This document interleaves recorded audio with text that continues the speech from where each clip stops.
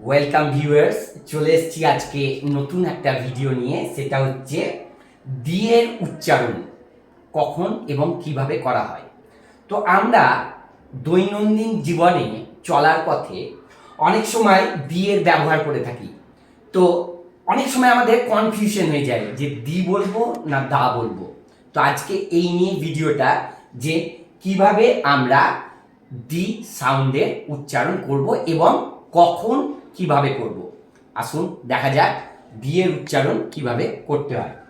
প্রথমেই বলে রাখি, এই দি, এই যে দি, দেখুন বাংলায় লেখা আছে দি, দয়হস্যি দি। এই উচ্চারণটা আমরা কখন করব?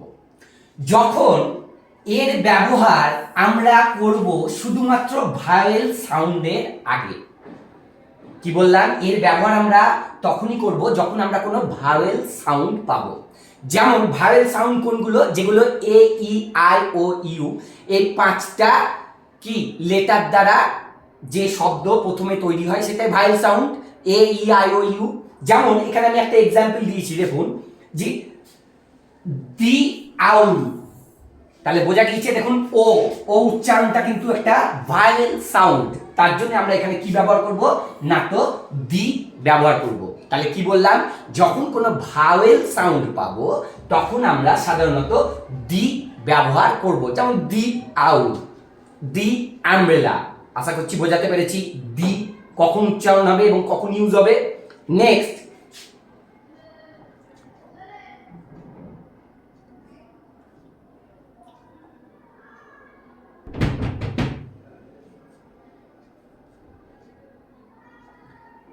নেক্সট হচ্ছে দা। দেখুন দা, তাহলে কি বললাম আমি? দি আর দা, দি এর কনফিউশন একটু আগে আমরা দূর করলাম। এবার দা এর কনফিউশন। তো দা এর উচ্চারণ আমরা তখনই করব যখন আমরা কোনো কনসোন্যান্ট সাউন্ড পাবো। তাহলে দি সাউন্ডের উচ্চারণ করব ভাওয়েল সাউন্ডের আগে, আর দা এই উচ্চারণটা করব কনসোন্যান্ট সাউন্ডের আগে। যেমন এখানে আমি একটা এক্সাম্পল দিয়েছি, দেখুন দা ক্যাট, এটা সি, এটা একটা কনসোন্যান্ট সাউন্ড, সি একটা কনসোন্যান্ট সাউন্ড। তাহলে এখানে কি উচ্চারণ হচ্ছে? দা ক্যাট। আশা করছি আজকে আপনাদের কাছে এই কনফিউশনটা তুলে ধরতে পারলাম যে কখন দি ইউজ হবে আর কখন দা ইউজ হবে। তাহলে কি বললাম? দি আমরা তখনই ইউজ করব যখন ভাওয়েল সাউন্ড পাবো, আর দা তখনই ইউজ করব যখন আমরা কনসোন্যান্ট সাউন্ড পাবো। এই ছোট্ট ছোট্ট ভিডিও নিয়ে আমি আবার আসবো।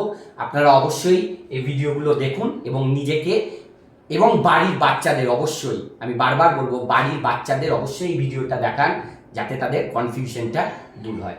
ধন্যবাদ।